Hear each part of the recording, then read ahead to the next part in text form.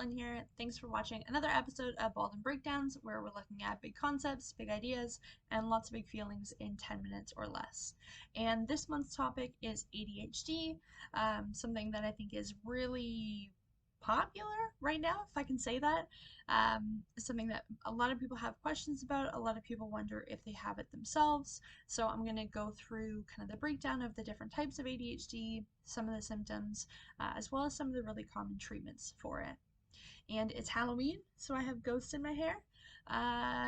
Yeah, so let's get into it. So something that a lot of people don't actually seem to know is that ADHD has three different subtypes, and you can fit under the diagnostic category of any three of these. So the first one is the inattentive category, meaning that the ADHD itself is predominantly characterized by inattentive characteristics. And so I gave some examples on the slide here. But the way that the diagnosis works is that you need to have, I think it's like 6 out of a possible 10 or 12. Can't remember how many's on the original list. But they basically come down to symptoms where you have difficulty sustaining attention, especially for long periods of time. You also have difficulty or may have difficulty listening and responding coherently to a conversation. You might have difficulty following instructions, being organized, and or you could be very easily distracted. So these are the people that will struggle to have their attention fixated on something, struggle to focus on something, and that's where the term inattention really comes in. Okay, the second subtype is the hyperactive or impulsive subtype. So I think this is the stereotypical version of ADHD, or at least the version that people will automatically assume when they see it in kids. This is the version that involves a lot of fidgeting and movement. They may be people that really struggle to stay in their seat even when they're supposed to. They may talk excessively and feel like they're constantly on the go or moving very quickly, moving a mile a minute. And they may have a lot of difficulty waiting for their turn, so that could be in conversation or in an activity. And they also have challenges or may have challenges engaging in tasks quietly. So there's a lot of extra stimulation that happens. The third subtype of ADHD is combined. So it's basically just a combination or a balance of the symptoms of the inattentive version and the hyperactive or impulsive version. One note just diagnostically about kind of the statistics is that on average the worldwide population of ADHD is about 5%. The inattentive version is more likely to happen in females as opposed to males or any other gender. I actually don't think they've done gender studies around that, but it's definitely more likely to happen in females. And because the inattentive version shows up really differently than the hyperactive version, it's usually more likely to be diagnosed later on, as opposed to this kind of young, early childhood school years when there's the hyperactive version that's kind of very obvious and in people's face. I did debate creating a slide about causal factors, and the only reason why I didn't include it is because there aren't a lot of studies, at least from what I've researched, that have a definitive cause for ADHD. There are a lot of factors that are correlated with it, but as we all know, correlation does not equal causation. What I will say is that some common correlative factors include having a family member that has ADHD, so that has a high correlation with experiencing or being diagnosed with ADHD yourself, as well as having a chronically stressed or stressful environment. This is something that Dr. Gabor Mate speaks about in his work and in his book, which I'll reference in the next slide. But those are some potential correlates for ADHD, even though we can't speak to the direct causal factors of it. I did want to talk though about effective treatments.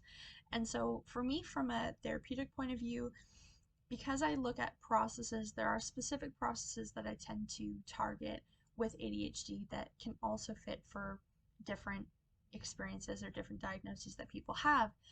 But three of the main things that have been extremely helpful in the treatment of ADHD are one, mindfulness. So having your attention focused in on the present moment.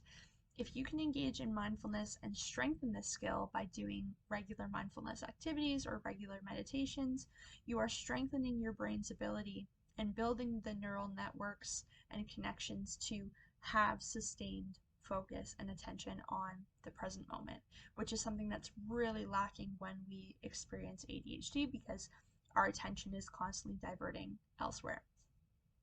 Second thing is medication.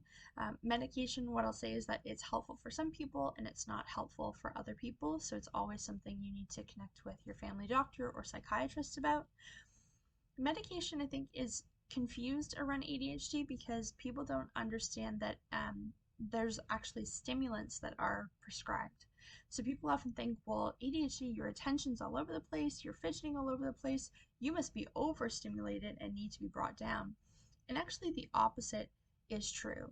So there's kind of an understimulation happening in our neural networks.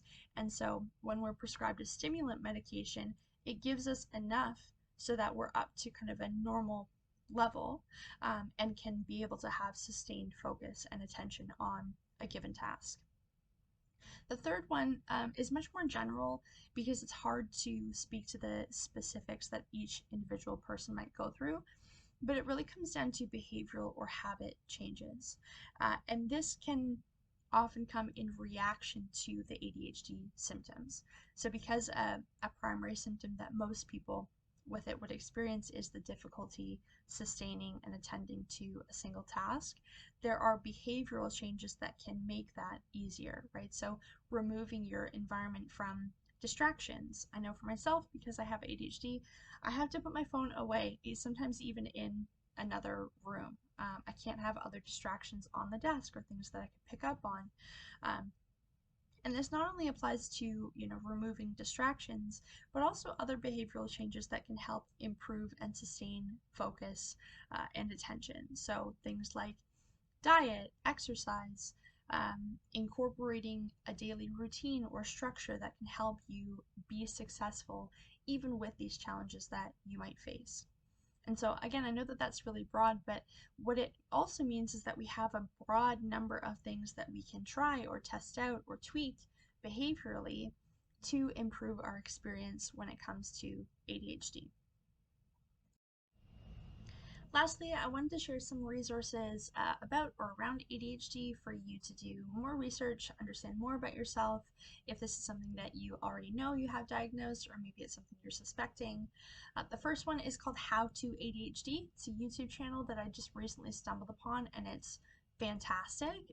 Huge shout out to them. And I will link all these resources in the description of this video as well.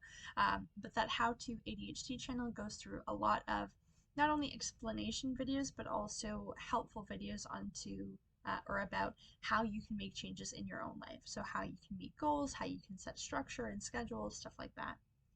The second one is Scattered Minds by Dr. Gabor Mate, which I already mentioned. It's a book and it comes very much from that perspective that ADHD isn't a genetic thing, that it's actually something that devolves out of chronically stressed environments, especially in childhood. That is an incredible resource that you can purchase for $25 if you want to understand more about how you can actually heal through ADHD. The third one is called Additude Magazine, so ADD Etude Magazine, which is an online magazine that I'll also link in the bio. And then the fourth one is more of a funny one. It's a Facebook page called the ADHD Gift that I follow, and there's a lot of memes, relatable content, sometimes educational content that's shared that can really help connect you to a broader community of people that experience ADHD and can kind of commiserate with the struggles of it. So thank you all for watching this video on ADHD. I know it's a little different than some of the other ones I do, but hopefully it was helpful, and definitely go check out those resources in the description. And I will catch you all on the next episode of Baldwin Breakdowns. Bye!